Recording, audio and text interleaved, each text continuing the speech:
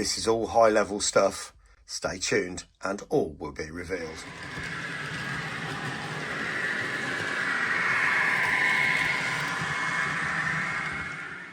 Well, good afternoon everyone and welcome back to Piccadilly. So you can now see that this unit where the tunnel is has now been completed, or certainly a lot more than it was. So the foliage has now been added to both sides. I'll show you that in a second. This bit here where the bits of cardboard were, they've been turned into lumps of rock and painted up as such, and then obviously the foliage all the way around and blended back into that tunnel portal over there. Okay, taking you round to this side, because obviously this is the bit where the train comes out from New Mills and up to the twin tunnels, and that has now been refoliaged all the way up. Now there is one bit that I've done which I said I would leave till next year, and this is this bit here.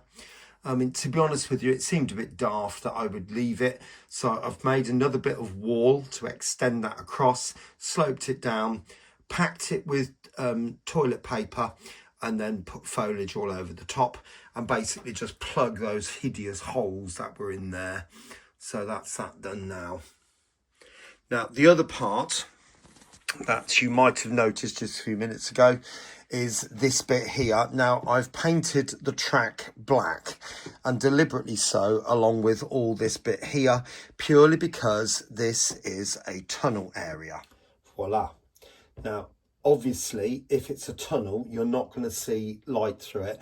Now you can see daylight through this at the moment. Obviously there's my hand at the moment, so anything in this area here, you know, is catching the light from the room at the moment. Once all the scenery is back in, obviously that area inside that tunnel is going to get considerably darker and a lot more realistic.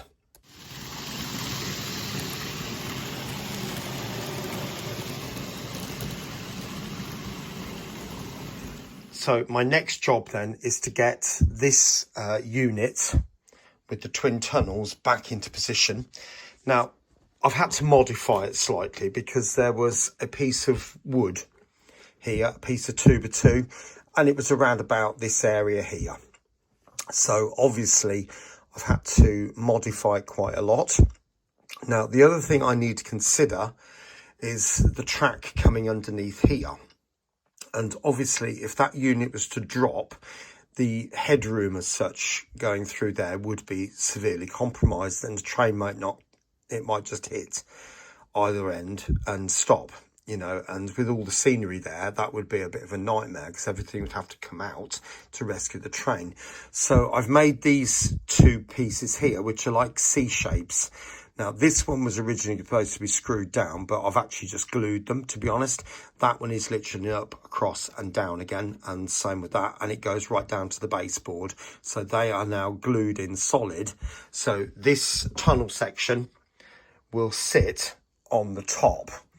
Now also you will notice that I've put these pieces in, and that is to create extra sides to the tunnel, so again when you look through you don't notice quite as much. So let's get that in position. I'll show you what that looks like. So there we are, and you can see now those two tunnel sides, or perhaps not, and as I said before, that's the whole point of that section just there. And the only thing I do need to do is that gaping hole just there. So it might be a case of just packing this board out from underneath and just sort of extending these sides to meet this bit. I had to cut this piece back because the tracks weren't lining up. Now I've decided literally just to position them so they kind of look about right. I'm not going to be joining them with fish plates as such because a train's never going to go up there. And I've decided that if a train comes into New Mills, it will come in on this line, terminate. It might go into the siding, it might not, it might go straight back to Manchester. So that's basically where we're going with that. So I will be obviously working on this bit, get that sorted out, get that packed up.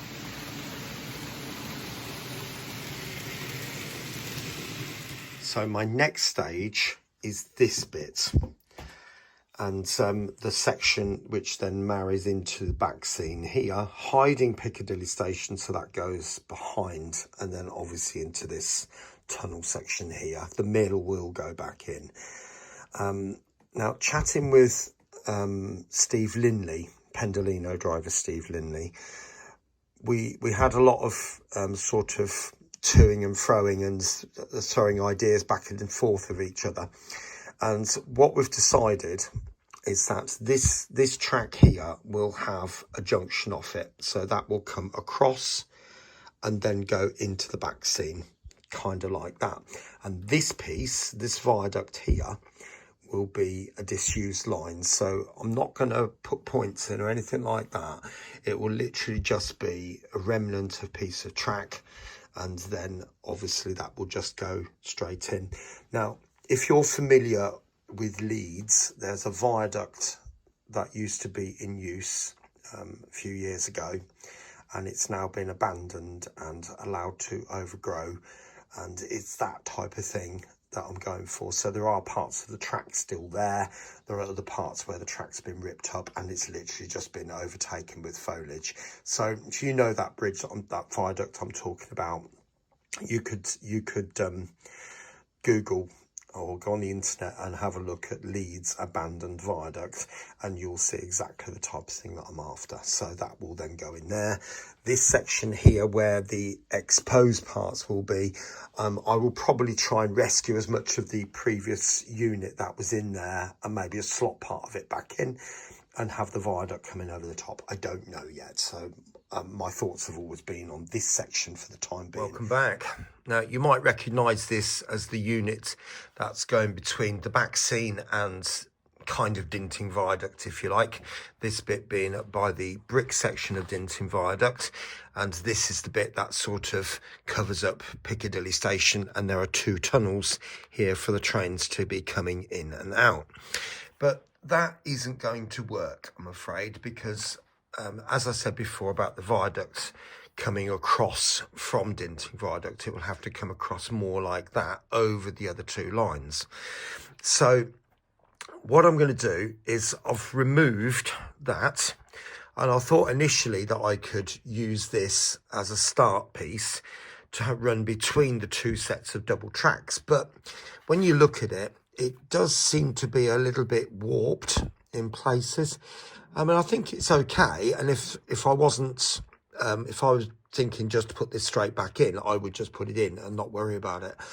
And it's probably not so noticeable until somebody points it out to you like I am now. But I think I can 3D print something a little bit better, if you like. So this is my first attempt, and this is a, I wouldn't say it's a failed print by any means, but it's a reject. This bit here is standing too proud. If you look at the opposite side, that's a lot lower, that type of thing. And there's just, I think it could be printing just a little bit more accurately. It's not a bad print, and there's things that could be done to tart it up a little bit. I would be using something like that over the top of there, just to sort of complete that arch, if you like. But the thing is, when I looked at it, the arch didn't seem quite right. If you look at it there, and then if I put that on, it doesn't take up that takes up a lot more of the space and just looks a little bit better in terms of proportion. This looks a bit low. So I've gone ahead and made some more, and I've joined three together. So you can see from here now, I'll use the middle one for this. That will sit kind of like that. Now, one of these little brick pieces has broken off, so it's one brick too short, but I can soon glue that back in. But you can see there, the proportion of that is considerably better than the proportion of that. I think so anyway. Now, the idea would be then, I've got these pieces as well, and then there's a notch put out there. So that sits over that string, if you like. I think that's the right term. Another one just there, kind of like that. And then this narrow piece, there's two, by the way, one for both ends, would sit over the edge just like that. Now, when I show you this on the layout in a minute, you'll realise I do need another piece about here, and there's bushes here. You'll see all that. This will all be filled in, so I'll put a piece of plastic card behind and put brick papers on that.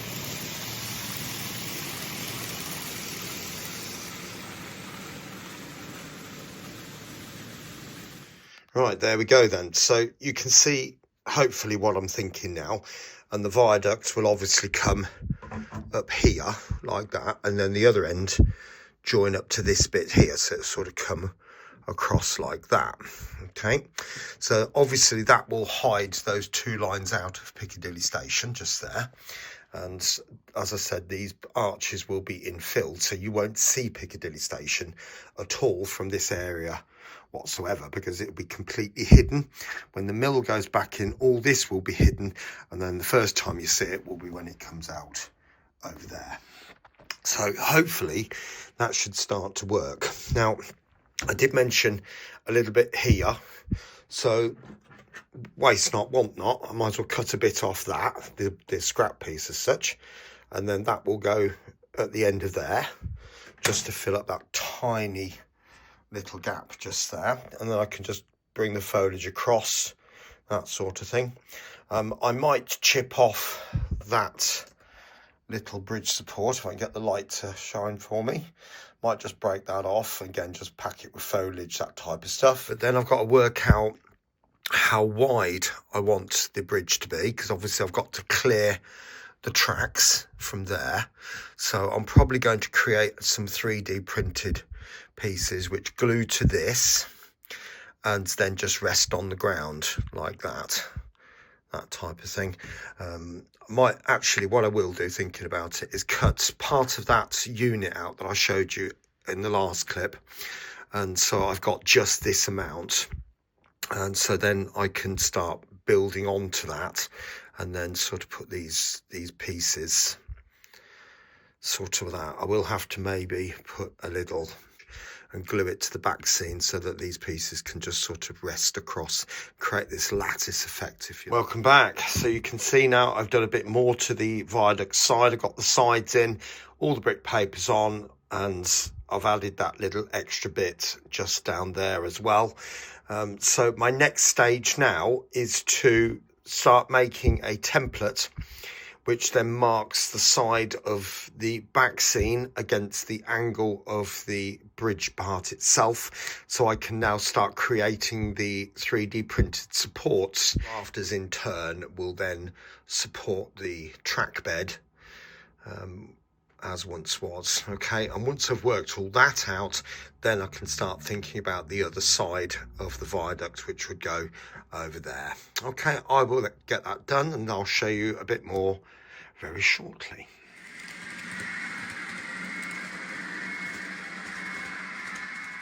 Well, there we go. That's about as much as I can sensibly do in this video. So what have I done? Well, you can see I've got these braces in now. I did talk about having some kind of batten in there, but you can see it is ever so slightly lower than the gap in the back seam there.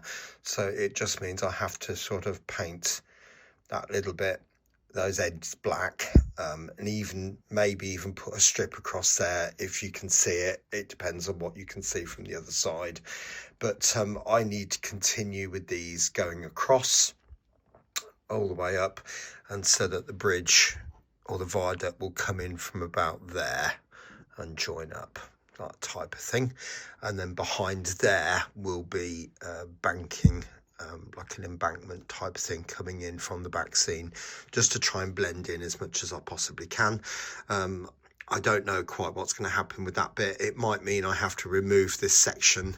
As you can see, it is quite wobbly.